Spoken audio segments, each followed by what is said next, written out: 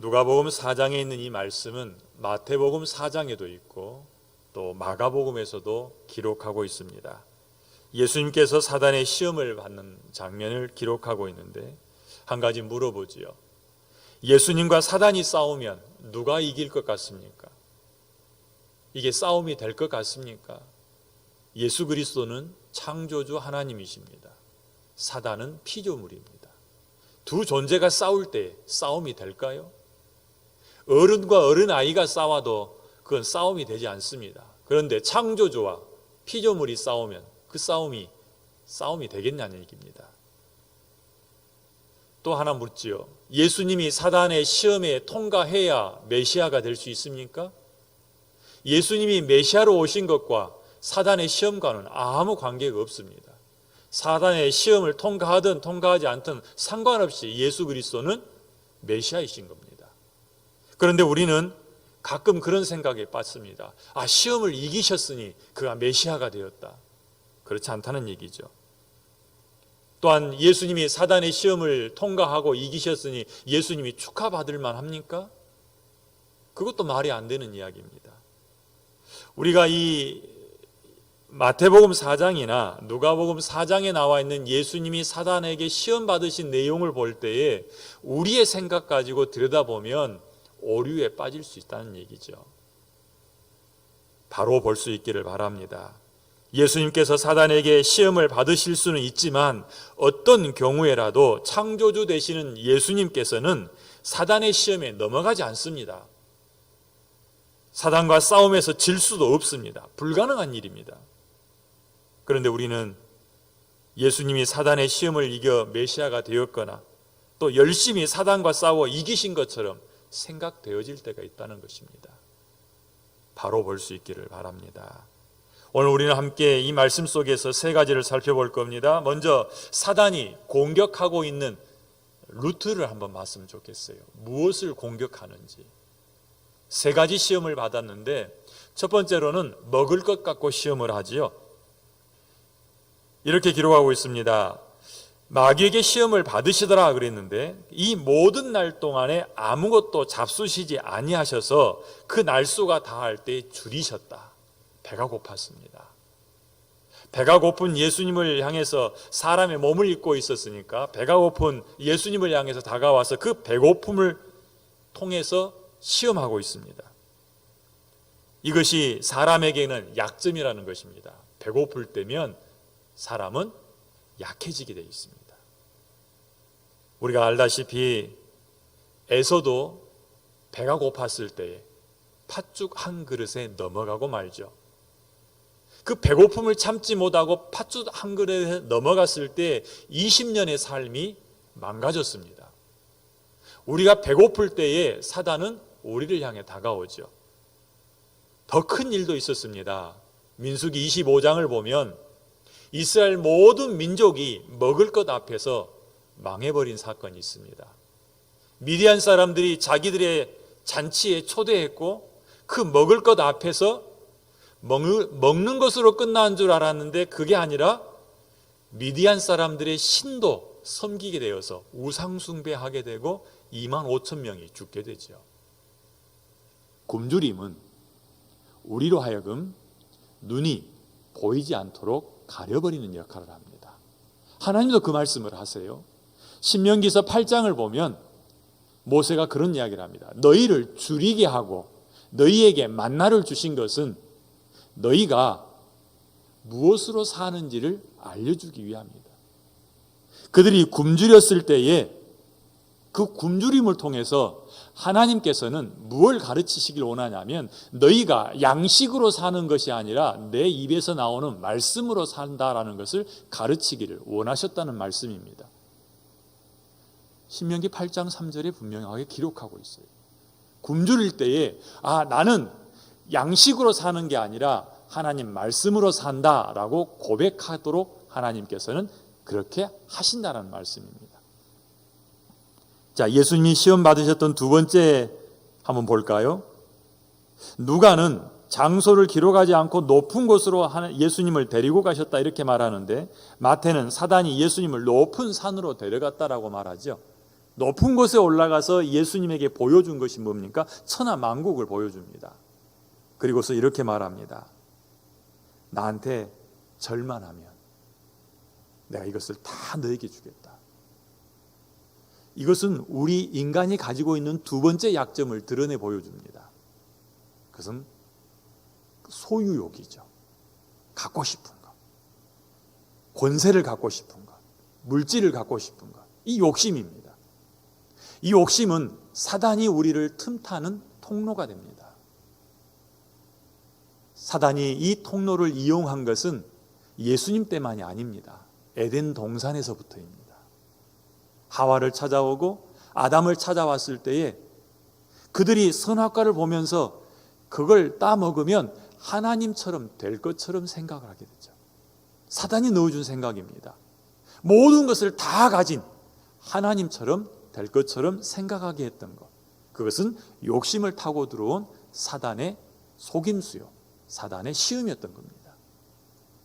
예수님을 향해서도 마찬가지입니다. 높은 산에 올라가서 보여주고 절만 하면 다 주겠다라고 말하죠. 욕심에 대해서 자극하고 있는 겁니다. 많이 가지고 싶고 통치하고 싶은 욕심, 이것은 인간의 기본 욕구입니다. 우리 안에 정욕, 우리 안에 욕심이 생겨날 때 그 욕심을 다스리지 못하면 사단은 그것을 통해서 우리를 다스리게 될 것입니다.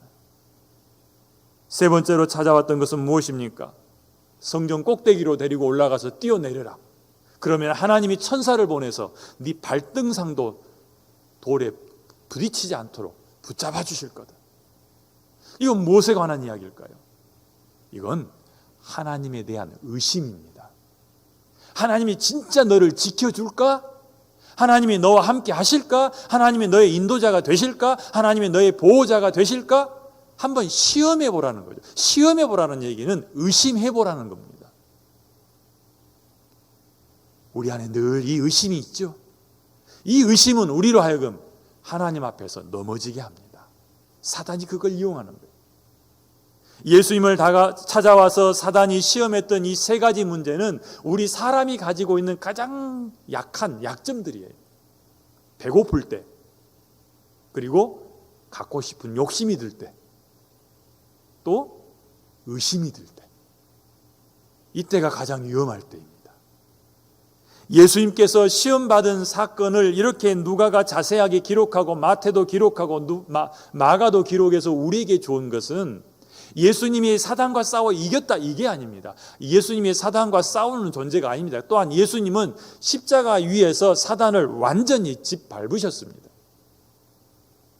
이 시험 통과하는 것이 아니라는 얘기입니다. 오히려 이 시험을 통해서는 우리들에게 보여주는 겁니다. 왜냐하면 사단은 우는 사자와 같이 쉬지 않고 우리를 공격해 오기 때문에, 우리로 하여금 사단이 공격해 오는 그 방법, 사단의 그 루트를 잘 보라는 거죠.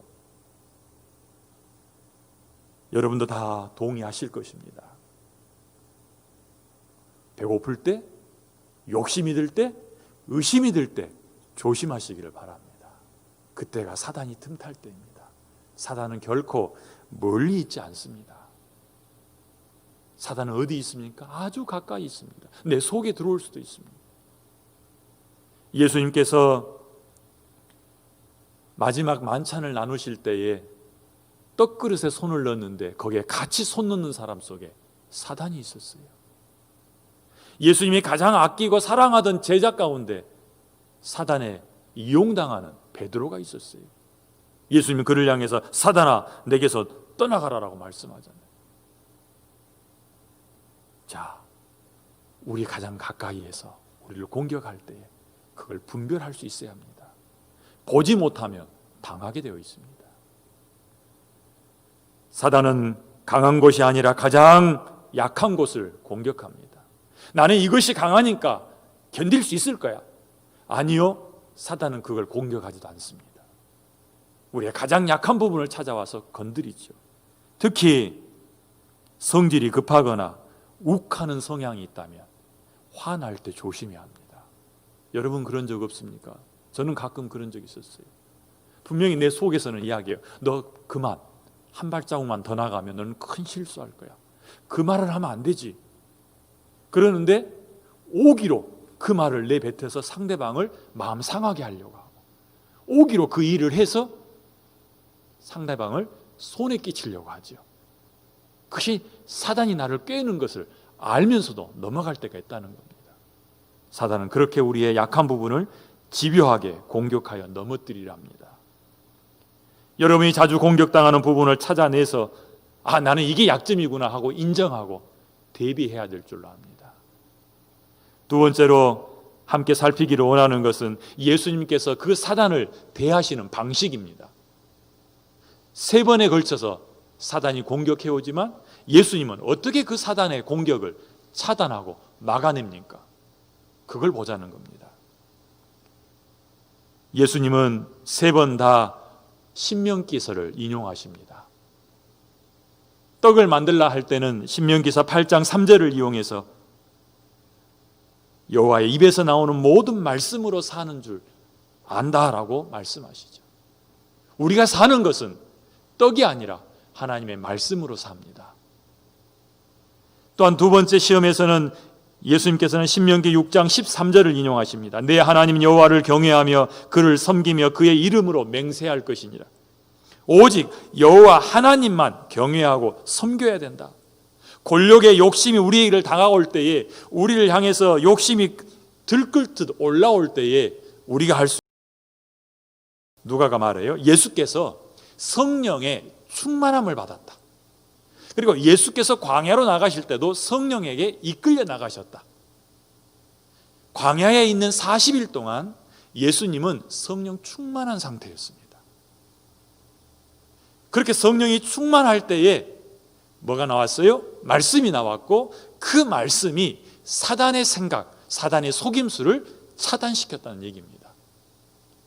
이건 우리에게 어떤 말씀을 주시냐면은, 우리가 사단에 공격해 올 때 그 사단을 물리칠 수 있는 유일한 방법, 그리고 최고의 방법, 가장 강력한 방법은 성령의 검, 성령 충만, 말씀에 있다라고 말하는 겁니다.